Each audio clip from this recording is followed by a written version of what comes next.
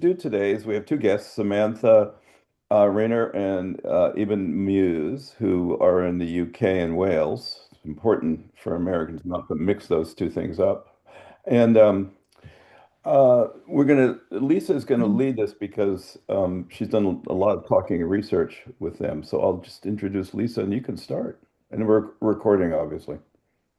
Well, we are so excited to have Dr. Muse and Rainer here. And you guys have been doing uh, community focused work with bookshops, and it was exciting because it's very much in parallel to what Steve and I have been thinking about and working on for the past 4 years, and to discover that you've been in this research process and you have the whole bookselling research network. So I want to start by just asking you to tell us a little bit about how you got here and how the bookselling research network was begun. And maybe Dr. Even you could tell us about just even your screensaver behind you. Brad, I think we need a mute there. If So everybody can mute themselves other than our two guests, that would be great. yeah. All right. S- I'll start describing my screensaver, then Sam can start describing the beginning of the research network. Okay. The painting behind me is a guy who my father hired to paint the bookstore about 40 years ago. We founded this. My father founded it in 1957. It started off as a small place in Hyannis, and the reason it survived, I think, is because that year in Hyannis, there was a new guy getting into politics who lived in the area, mhm. and his name was John F. Kennedy. And Hyannis at the time was one of the most boring towns in the United States. There was nothing there but some shops, but all the journalists had to hang out, and there was no place to go except for go get some coffee or hang out at a bookstore. And one or two of them wrote up about the bookstore, and we started getting noticed. So it's John F. Wow. Kennedy saved our store, I believe. My goodness. And Mhm. that was long ago and far away. Yeah. So do you Yeah. live in the UK primarily, or do you live in the US? I live in the UK in Wales. In Wales. In the Actually, I'm looking out my window. I can see the Irish Sea. Um, but the store is now owned by myself, my brother, and my sister, and Okay. they both are local. My So, brother is the entrepreneur. My sister is the one who knows everything about antiquarian books, and I'm the one who knows about digital websites and the like. So we okay. all are able to contribute in different ways. So you're deeply invested in both in book culture, both here Yeah, and in both in the U.S. and the U.K. yeah. Um, and how did you and Samantha Rayner come to know each other and work together? Sam? Tell us that story. So it is the Welsh connection. So I was living in Wales at the time. I was doing a PhD at Bangor University, and then I got a job at the new School of Creative Industries, and that's how. And Eben was brought over from another school in Bangor to be part of that department, and we just got talking. I have a background in bookselling before I became an academic. So Eben and I would chat about bookshops, and we always had this dream about doing research around bookshops. It just took us a while. This was back beginning of 2000s. It was a long time ago, and Wow. then finally things moved on. I got the job at UCL. I became somebody that was managing a course in publishing. Um, so we talked about teaching bookselling, and then decided that why are we waiting for magic funding to come from a magic funding pot, or it's never going to happen. We'll just start up the Bookselling Research Network ourselves and see what happens. So it's very much sort of grassroots thing, as you'll be very familiar with from what you guys have done. um, and it's just built over the years. We did choose to start it just before the COVID pandemic began, so that Yeah. actually perhaps helped in a way, because it's an online group of people. We meet regularly once a month. We have a seminar and a guest speaker from all over the world. So we've had people from Japan, from China, from Germany, from all sorts of places telling us about bookselling and what they're doing. It's a combination of researchers plus booksellers who come together and just share really the love of bookshops and the need to promote what particularly independent bookshops are doing and the hard work that goes on and the impact that that has on their communities. Um, I think that's it, Eben. Does that Yeah. summarize it quite well? Yeah, the other thing is that it's not just academics in the network. We work really hard to bring in booksellers as well. So some of the best talks we've had have been people who run bookstores here, there, or wherever, or are involved in book selling in various ways. So, Yeah. Well, and then and last year in 2025, you were commissioned to do by the Bookseller Association a particular piece of research. Talk to us a little bit about that research and how it's going and your The research that I'm doing on my sabbatical. So yes, it's ongoing, and it is they're very interested in the UK at the moment about the connection between well-being and bookshops. You know, can we measure the impact that bookshops are having on their communities? Um, and that coincided with I'm very lucky to have a sabbatical at the moment. I'm sorry, Eben. I won't try not to rub it in. for it. I have one more. So I am going around the UK visiting a variety of different kinds of independent bookshops, spending a couple of days with each of them, working alongside the booksellers, also having the chance to interview them and talk to them about what they're doing and actually see it with my own eyes and be part of it wherever possible. Um, so yes, I've not been to a bookshop yet, which isn't full of people that are really happy and joyful about the work that they do, and that's been very special. Each bookshop very different to what they do, their approach. Um, but yes, gathering a lot of information from across the UK of the various ways that these booksellers are, Yeah. impacting on their communities. That's what this network is really about, is developing. We've discovered lots of people want to do this sort of research, find out these sort of things. Talking about, we have a couple of people who spend time in India talking to and looking at how people sell books on the side of the street, the bookshop bazaars that they refer to. Mhm. Um, I did the last time I had a sabbatical, which was quite a while back now. I managed to go around New England talking to people, antiquarian booksellers who'd been in the business for 20 plus years. This was in 2012, and what the internet had changed, and getting them to tell me how they've noticed the internet impacting on how they sell things, the value of books, what the job is at this point in time. So this sort of how bookselling is being done, but also how it's impacting in communities and how communities are impacting on the book selling. These connections are of real value, I think. Well, and I'd love Yeah. for you to unpack that a bit and what you've learned and observed. I got to have a conversation with James Daunt in December. It was just a private conversation, but for about an hour. And I asked him, I said, Steve and I have been talking with people and believing and with the work we're doing here at Plenty, that a community focused bookshop is uniquely about building the community and building readers and engaging new readers and especially people and engaging Mhm. people with each other and combating loneliness and isolation and all of these things. And Mr. Daunt responded that he said, I think that's a wonderful aspiration, but I don't think that's the truth. He said, I think that the work of bookselling is a really tough business, and that the libraries are really doing God's work in that regard. I think I'm quoting him exactly.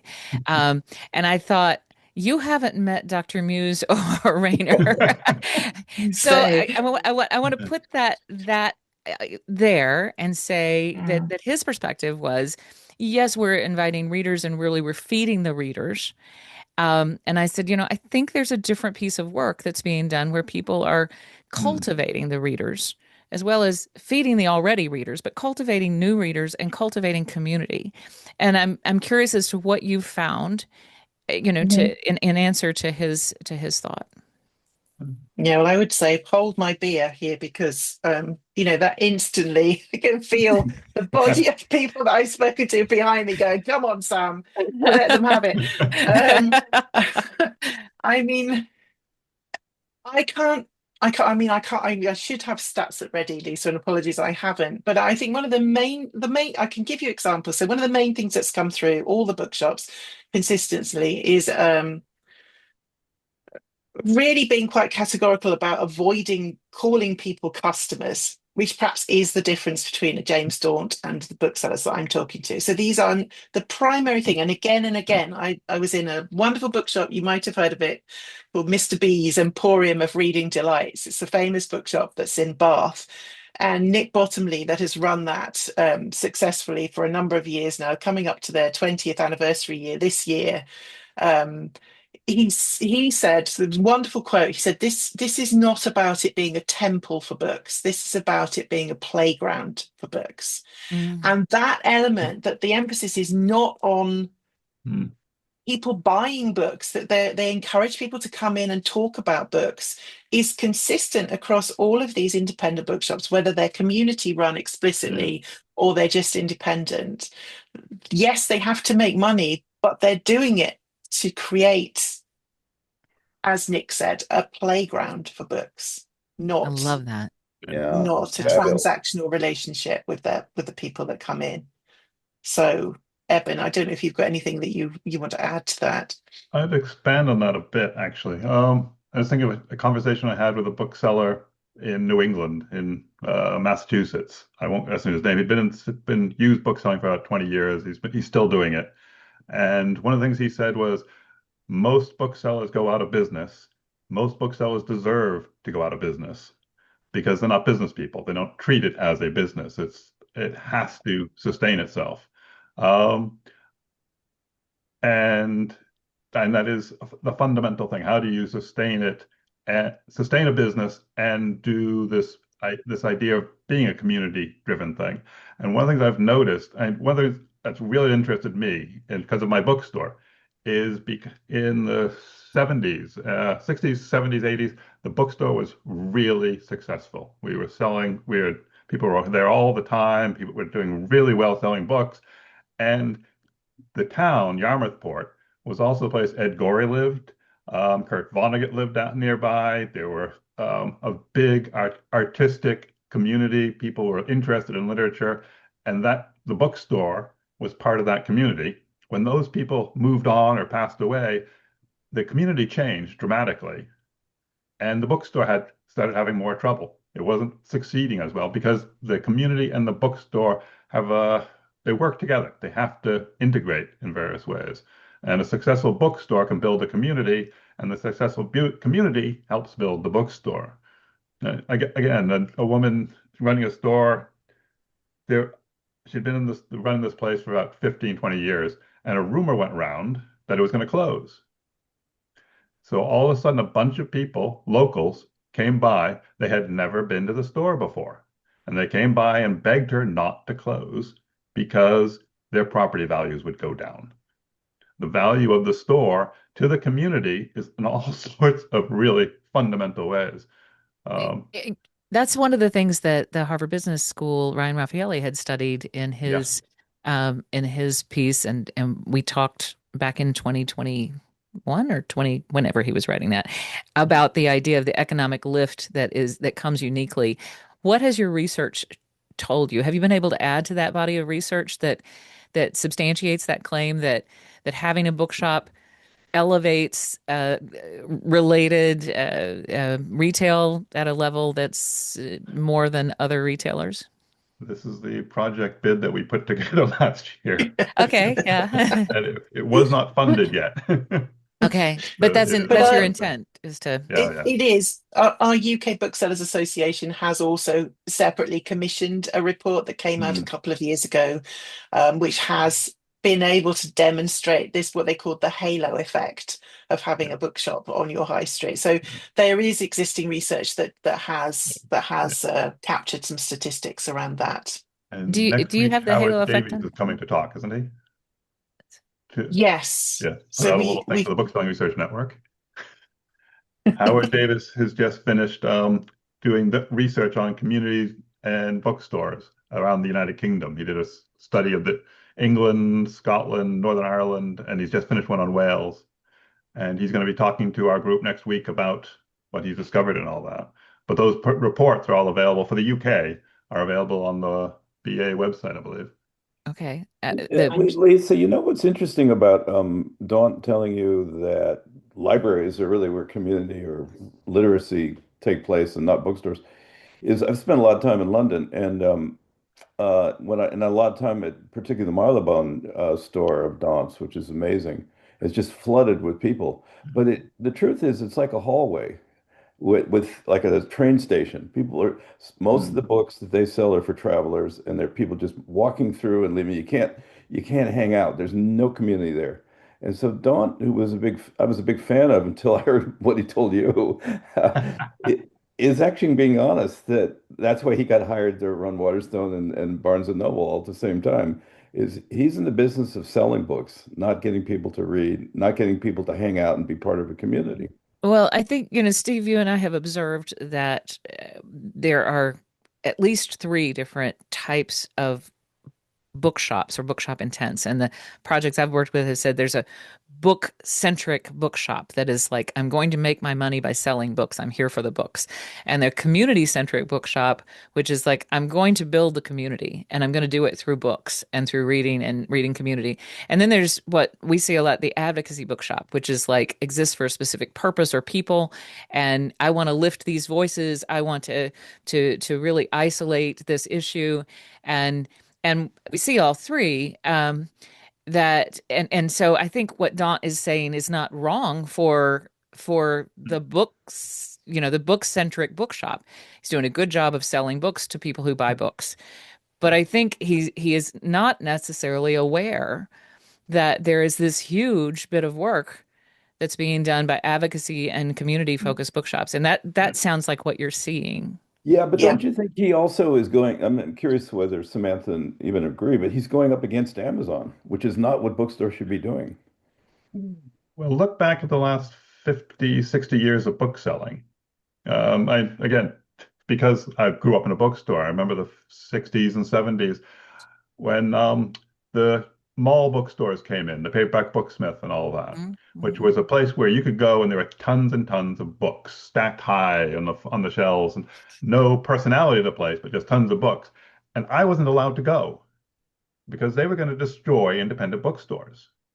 Uh, yeah. Mm. They disappeared and they were replaced by the uh, Borders and the like, which were had more of a character to them.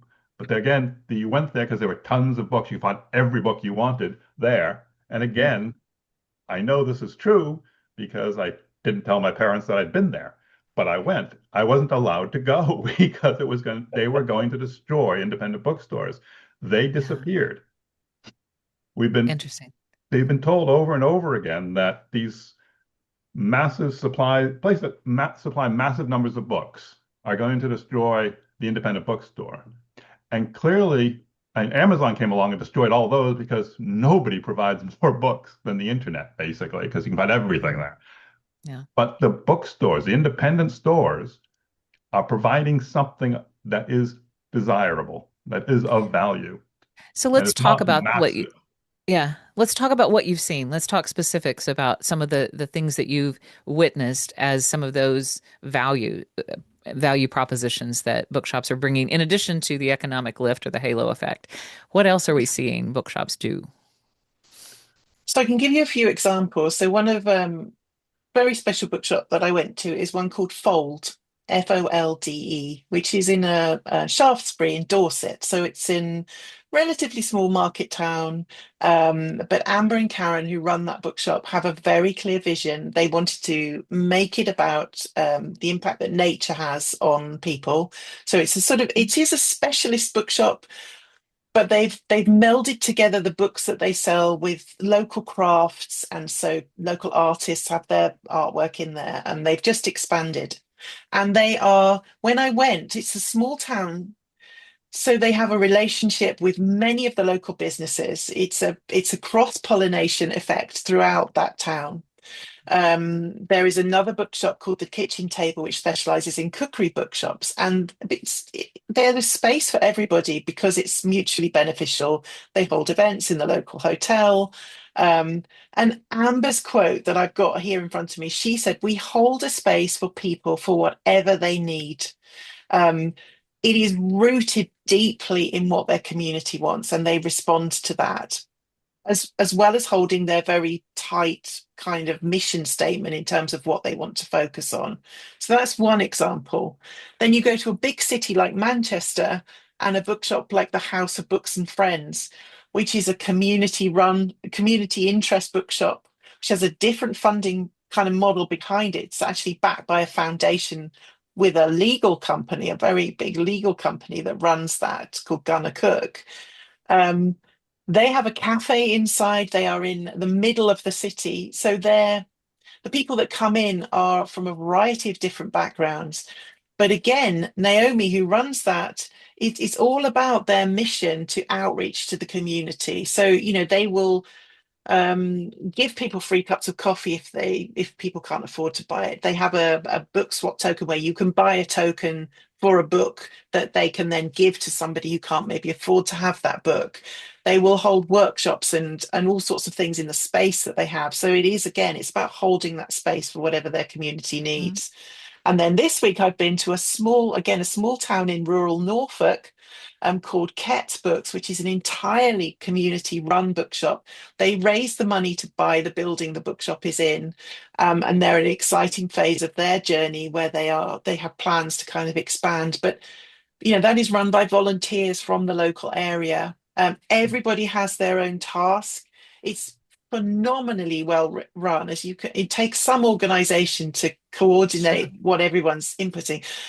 But I witnessed in those 2 days families coming in, grandparents, small children. There's such a pride in that community because it's their bookshop. They Yeah. run it. They have chosen the books and things that are in it.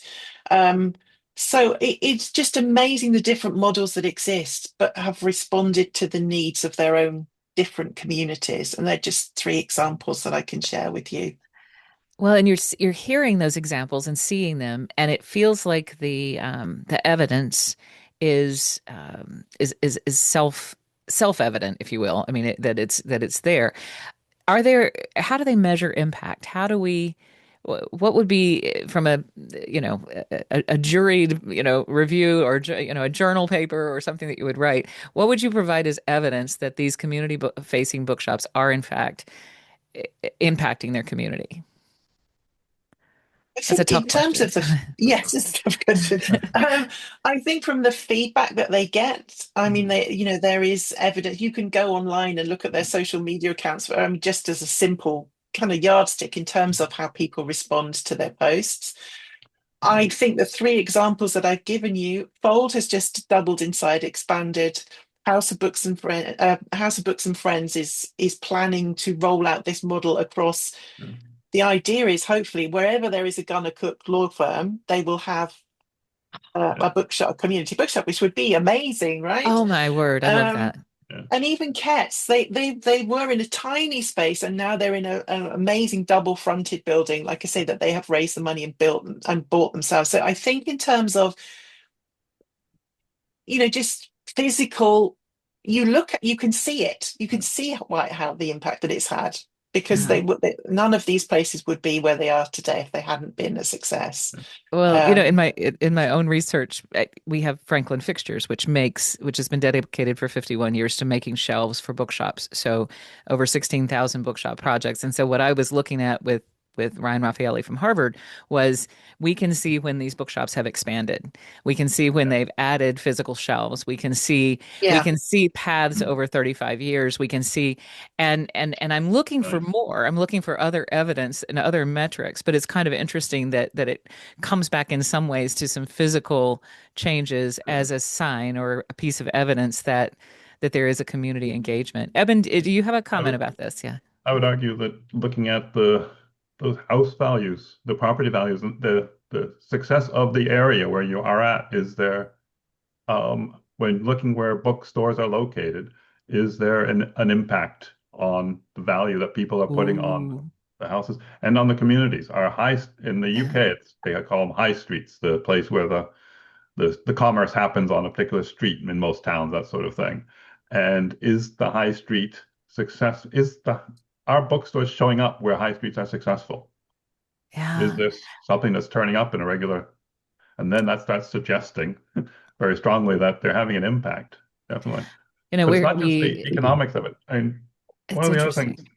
uh, we had what's his name? Jane Cholmondeley the other was it months ago now, wasn't it? I don't know if you know her or not. She had the first lesbian bookstore, or one of the very first lesbian bookstores in London. She has a great book about it. It just came out a few months back.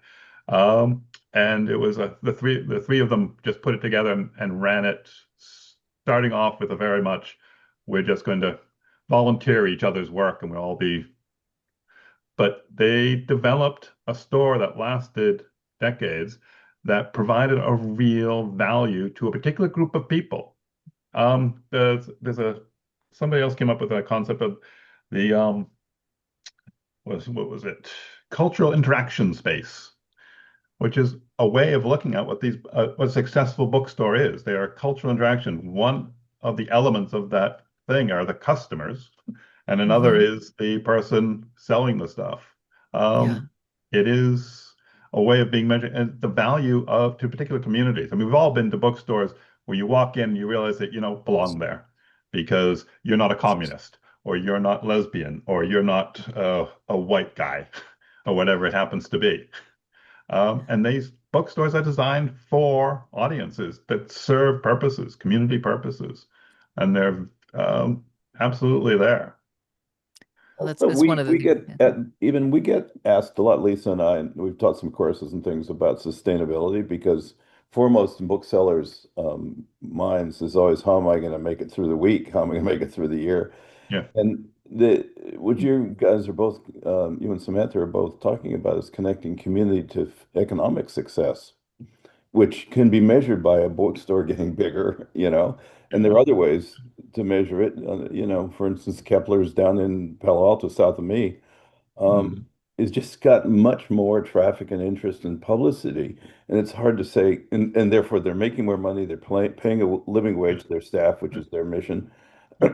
And there's a lot of ways of measuring it, but it's clear there's a connection between developing character, community, and then economic sustainability.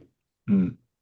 Yeah, you Yeah. also mentioned in these models that you're looking at the use of volunteers and kind of different financial models. Let's go Yeah. there for a second. We've talked a little bit about hybrids and nonprofits in the U.S. since I'm not sure how that works in the UK. Um, can you give us some insight about the financial structures that you're seeing?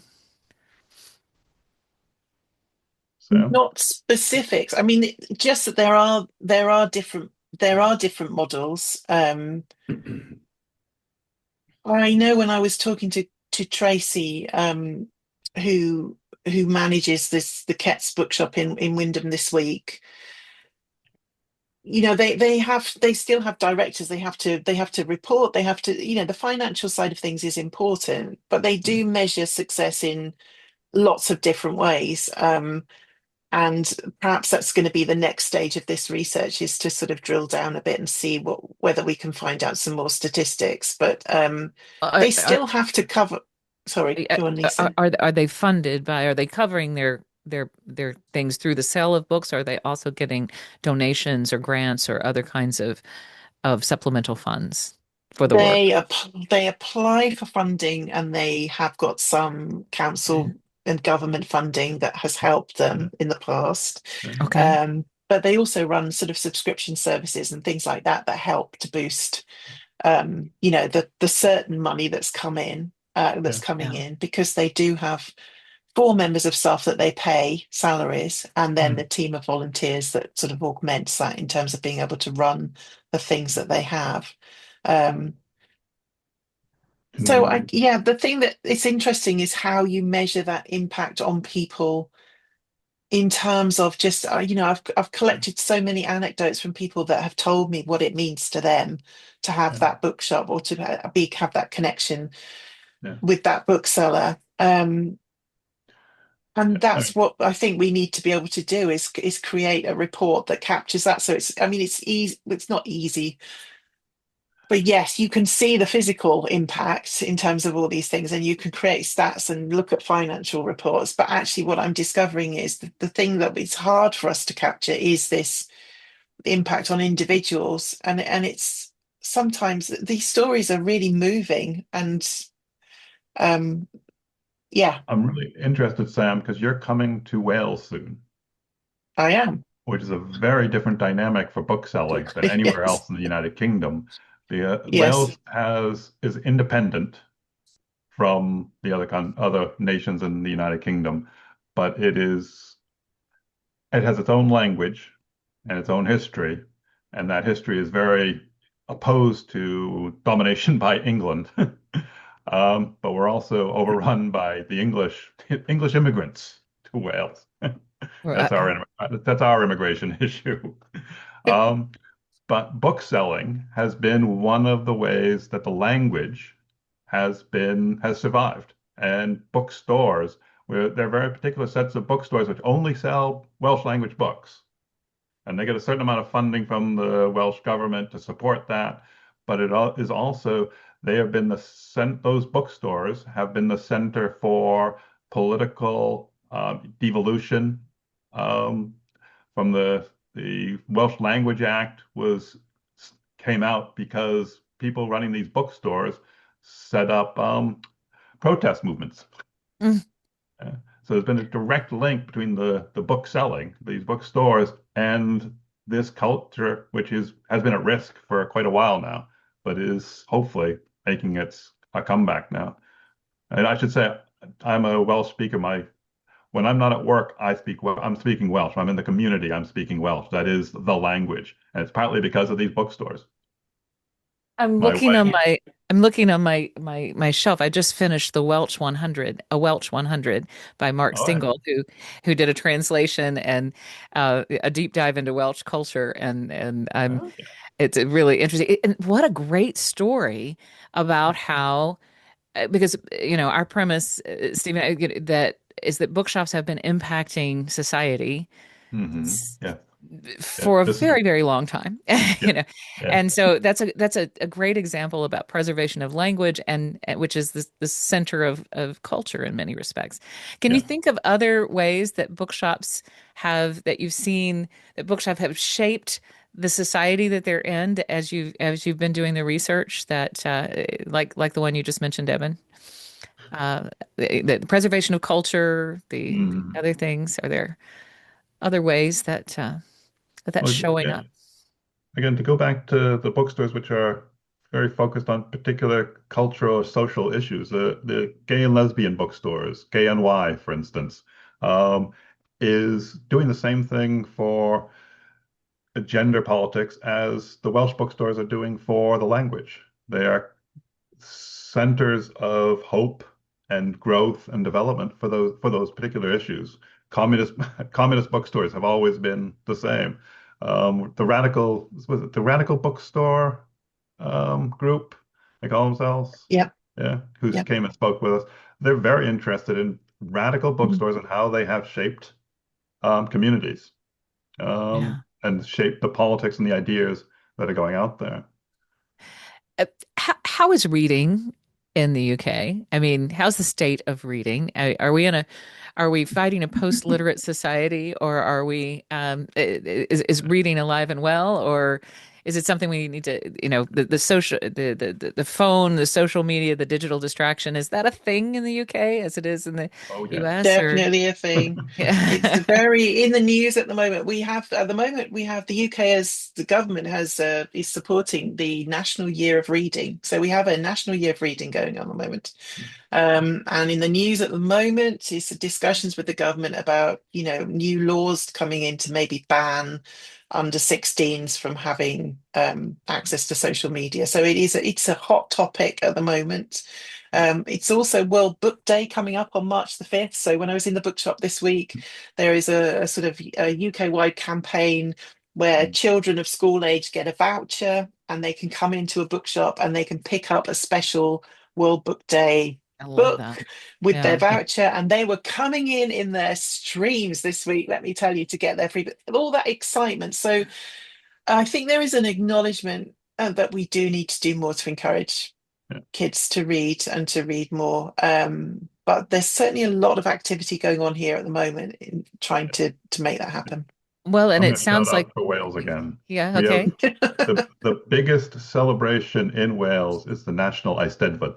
It happens once a year, lasts about a week.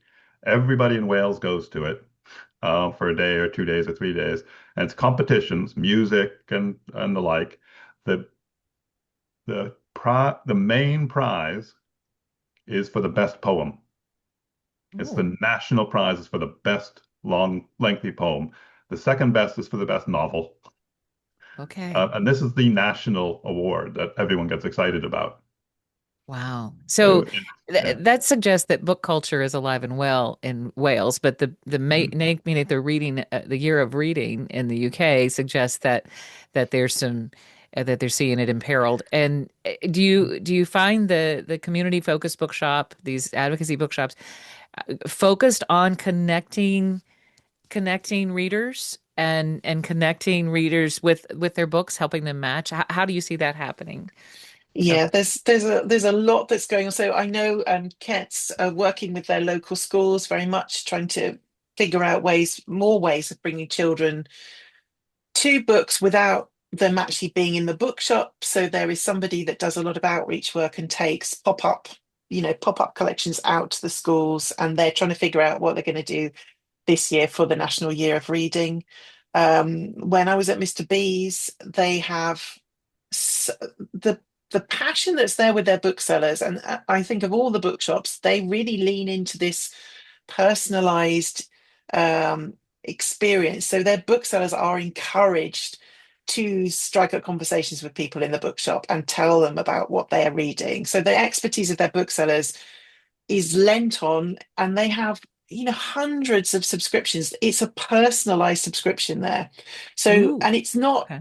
it's again, it's about that gatekeeping. You don't feel that um you have to be intellectual, or you have to have your own library to take part in this.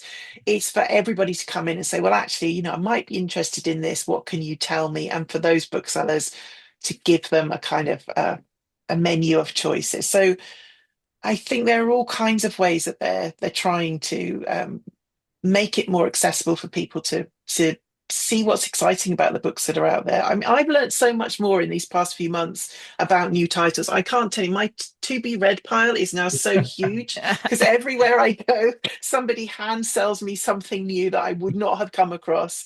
And I think that's it. That's what booksellers can give us, right? If they Yeah. if you get the opportunity to talk to a bookseller and you feel comfortable doing that, opening up that conversation about a book, you only need that one connection and it can light up a whole life in terms of that love of reading. Samantha, in the US, bookstore subscriptions are not like they are in the UK. UK, almost every bookstore has a subscription model. I don't think Daunt's does, but a lot of the other stores, competing stores do. And it's there's so much in nonprofits. I'm on the board and was the board chair of a publisher, nonprofit publisher, and we began developing a subscription model because the life of a subscription is beyond the first year. People, if you set it up right, people stick around.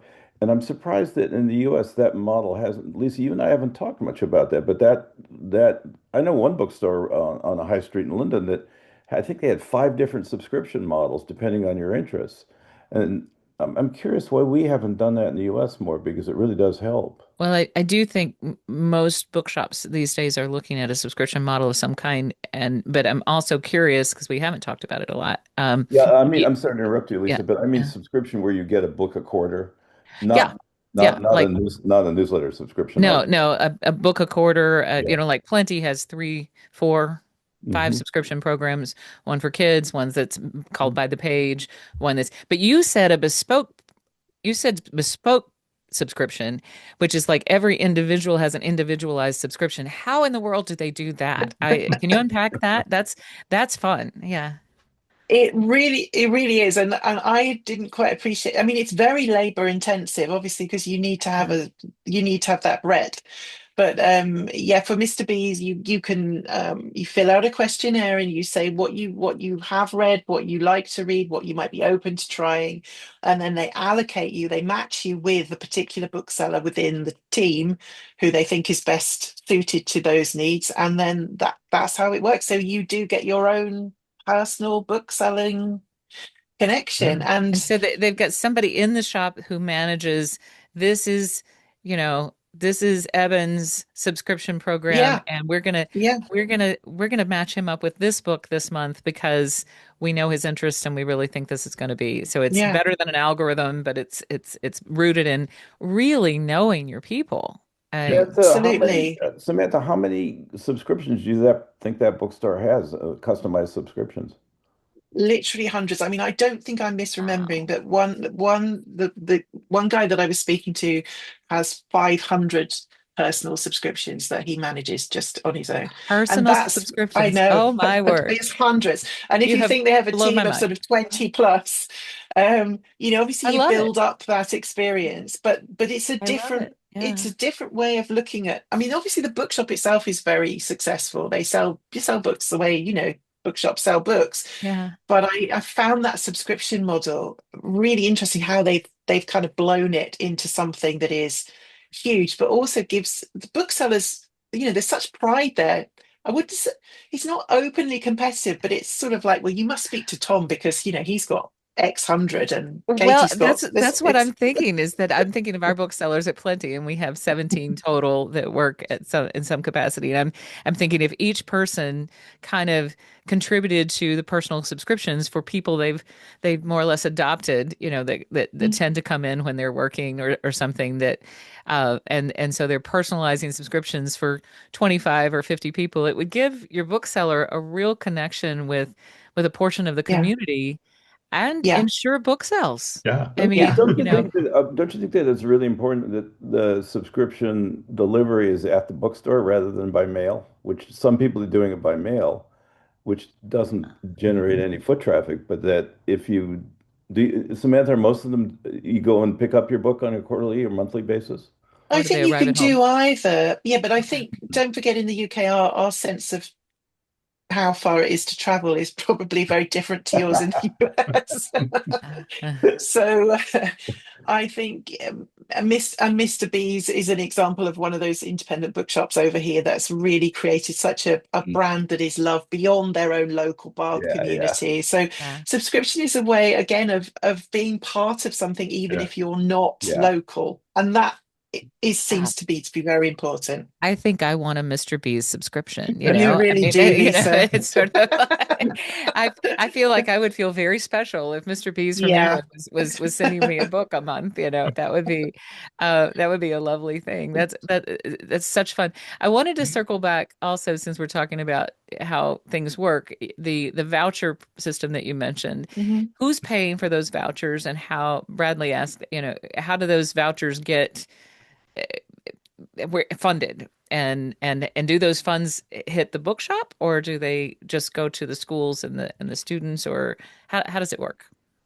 So I know the money doesn't come into the bookshop because I was on the till when these vouchers I was being trained in how to do them. So I think these are specially produced books every year for the World Book Day, and I am not sure. Maybe Matthew or Eben can quickly look it up while I'm trying to talk. But they come in a dump bin. So it must be a national organisation, which I guess must be supported by the government in some way, and publishers must back it to produce these special books.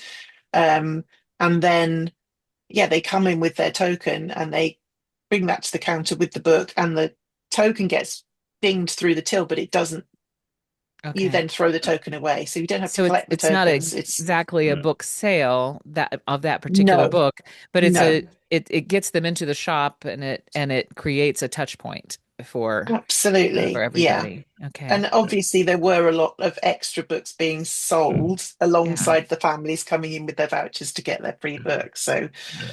yeah, There's also the national book tokens, which are different, but really very successful.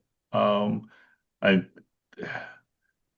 there's a habit of wanting to give someone a prize for something, and people will give in the if you're not careful, some place will we'll give them an Amazon gift certificate or a gift certificate to this place or that place. Instead of doing that, you buy them a gift book token, which you can take to any bookstore, and it will be accepted as cash. Wow. Okay. And that's funded by the government. That's organized by, is it the by the Booksellers Association. association? Yeah, Booksellers Association. Okay. yeah. And where do the funds come from for it? The Well, Booksellers Association? you as a parent buy your Okay. child a book token Okay. for their birthday. The parent buys the book Yeah. token. Okay. Or The on parent rare buys. occasions, you give a lecture at UCL, and instead of Yeah. paying you, they give you book tokens. Okay. Okay. So book tokens become a form of currency that gets played out. Oh, I Yeah, love this. This is yeah, really exciting. So, yeah. And it's a um, great alternative because people always think, oh, we'll give them a gift certificate to someplace, and they don't. People suddenly realize they can give a big book token, which is yeah. just so much more direct and can be used locally. And yeah, So I'm not just giving you a broad gift certificate. I'm giving you a book. You get to choose it. yeah, And yeah. that's very specific. So Mm. it's kind of what's next in your research because the Bookselling Research Network, what are your hopes for the network and how can we be a part of it? How can we help? So, Well, we've got a conference coming up in September. yeah. Yeah. The Spaces of Bookselling. We're going to be having people talk about some of the stuff we've been mentioning now, the culture and the community values of a bookstore, how a bookstore, how you create a place that is a bookstore, and what that means, the various types of bookstore that are out there. So this is next September in Bangor in North Wales. You don't have to speak Welsh to come, but you're more than welcome to pick up some words when you're here. Um, and And what research are personally, you doing? What research are you working on right now? So you personally, know, yeah, yeah. I'm going to be just about starting up the history and culture of bookselling in Wales, Oh, okay. uh, Yeah. which Okay. starting with the 1500s, 1600s when there were itinerant booksellers around, and going up to the Welsh language bookselling in particular, and the way it's grown with communities and helped communities grow, those interactions that have happened. You may want to come visit us here. My friend Mark Stingle, who wrote the Welsh 100, Yeah. he's been to Wales for a month a year for every all of the last 38 years, and so Uh, he has made a study, and he believes that the land in our region is very like the land in Wales and the where is people and culture. It's in Tennessee, in a part of Tennessee. So I'm yeah, actively working with him coal on a country? bookshop. Yeah. Well, it's a hill country anyway, but it's a Yeah. I'm working with him on a bookshop that's devoted to Al Gore Sr., Cordell Hull, and Welsh culture. Oh So yeah. here in Wow. Tennessee, we'll have a Welsh culture destination center, which is going to be kind of Yeah. interesting. Does he speak Welsh? Hey, even No, Uh, even with your with the thing you're that having in could change. September, the conference you're having in September, is there a way of participating or following up with an audience in the US without attending in person? yeah, I'm Yeah. sure we I'm can. nodding confidently because Eben's technical skills are much better But than mine. So I'm sure we could find a way yeah, of yeah, beaming you in or recording the sessions or something. Yeah, yeah. that would be great. The last one was in München in Germany. Germany, and some of the, of course, people were speaking from India, I believe, Okay. as they weren't able to get a visa or something in time. So So we were so able it's to do going the Evan will international. be a hybrid where it's in person, but also there'll be an online component. we can work for that. Yeah. Yeah. Be glad to talk about it with you. Okay. We'd Yeah. love to talk about it. We've got just a few minutes remaining. What have we not asked you about that you were hoping to share with us today that based on you've seen some of the work that we've been doing and heard a little bit about what have we not talked about that we should before we have to close? I think just your last question, Lisa, is how can we join the dots a bit more successfully? Because it's so amazing to find another organization that's kind of talking the same language Mhm. that we're trying to do over here. And it seems daft that we're potentially overlapping and having the same conversations, but in different spaces. So yeah, how do we collaborate more and bring people together so that this becomes a better shared space than we've got at the moment, is really where we want to go with the network, Hmm. um, in the future, and just make sure that the work that we do can promote what booksellers do more successfully. I'd love to find more ways to capture this impact that isn't the financial stuff, but is the Yeah. well-being side.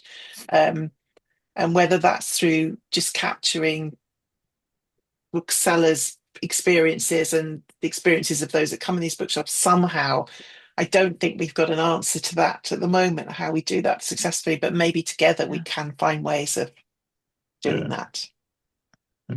And part of the idea behind the Bookselling Research Network was to find ways to share ideas and methods. And you guys have said a couple of times, oh, why don't we have subscriptions? Why don't we have this or that? Yeah. And well, the UK needs to know, why don't we have what you guys have? How can we Yeah. go back in the other direction? Because Yeah. we both countries have really interesting ways of selling books for different types of audiences. Some of them are transferable, some of them less so. But we Yeah. need to find out more about what those are. Yeah, Bradley Jones, who's on, has a bookstore in Morgan Hill, California, and he just waved to us, and he's showing us his bookstore. um, and he's pioneered a lot of local stuff around Nice how store, those Brad. he's pioneered a lot about how a bookstore can be an anchor for a mall or a city center in a Mhm. small town. And Yeah, I yeah, believe, Bradley, if you wanted to talk for 1 second about it before we close, we have 6 minutes. Um, it's very interesting in terms of the way you've called upon realtors and other local officials to recognize the importance of your bookstore to the community Yeah, economically. yeah, I would think, well, I really think that they are made aware of the importance just by our citizens. People say that they bring their kids here, or we do an event, and how important it is to them. And I even have people say once in a while that they moved here because there was a local independent bookstore, and they had a choice of a couple places to move to. So those things are important. But we've been involved in the community for a long time, and we've always tried to give back. So we do yearly events, things we've all talked about, like the Where's Waldo event. We always do a gift of reading event where we give books to kids around the holidays that maybe won't get a book. So we do all those things, and then the community gives back. Basically, I think that's the only reason we've stayed in business for this long. Recently, we opened a second location in San Jose, and we're kind of right now we kind of feel like we're feeling our way in the dark because the audience is so completely different than what we're used to here in Morgan Hill. So that's an interesting time, I guess. Yeah. Yeah. A lot of interesting. It's so fun, and Matthew Chambers is put in the chat a link on Bookshops and Literature, a professional website about and a nice link to that. That's a good place for us to connect, I think. And I want to call attention to your website, the Bookselling Research Net.uk, which has lots of things. I've been poking around here and looking at things. And thank you for connecting our Beyond Bookstores sessions, previously called StoryBrand sessions, um, and we've got other kinds of things like your reports and publications that you're doing. And Samantha, I think you've got a bookshop bulletins from the road kind of thing, so we can, Oh, yes. yeah, yeah. So are there other forthcoming, upcoming publications that we should look for from your work and your sabbatical? There will be, yes. So the Okay. Booksellers Association have asked me to write a report, which I'll deliver after Easter. So that will hopefully come out. And then, yes, hopefully there'll be a book, but I'm not committing myself to a deadline for that just yet. Yeah. But yes, there will be more that comes from Yeah. this for sure. Samantha, Yeah. have you put in the chat how to the link to your newsletter, your thing from on the road? So the book branch one I think is behind a paywall, but there's a Substack which you are all welcome to look Should at. be Let's see fascinating if to I can. follow. We Yeah. have a guy that Lisa's met with named, I think it's Ken Bigger, who's doing the same. He's doing a bookshop crawl, and he's up to 150 bookstores around the U.S. or something, Well, right, Lisa? he's actually close to 300, but he is, and it's very interesting. We had a great conversation. We're going to have him on Beyond Bookstores coming up, and to talk about his trails there. Steve and I are collaborating on a book about how to build bookshops, and I have an agent that is pitching a book that I've done called The Quiet Carpenters: Building Community Through Bookshops. So that's the culmination of the last 11 years of research that I've been doing. So there's a lot of connected Yeah. kinds of things going on. So it's just, as you said, lovely to connect. And Yeah. I really believe that this is how we change the world. It always has been. That isn't a crazy statement, because it always has been. Napoleon was scared of bookshops. And as you've mentioned, they've kept culture and language and other kinds of things. So we know that we're doing critically important work together, and it's so good to connect in this way. Um, so thank you both for taking the time today. Thank you for inviting us. It's always And Yeah. good to Well, yeah. talk bookshops. Thank yes. you. Let's put a pin in it and do a to be continued, and have you back to tell us about next chapters of studies and things that you're coming up with, because I know that everybody has learned a lot from this session today. I know I sure have. So it was Thank lovely. you. Steve, thank you for always coordinating it and making it happen. Steve Wax is really the engine behind all of this. And making sure that we get together. And I appreciate that. And thanks everybody for coming and being part of it. Thanks for having So, us. Bye bye. Thank you, everyone. Thanks, Steve. okay. Thanks, Lisa.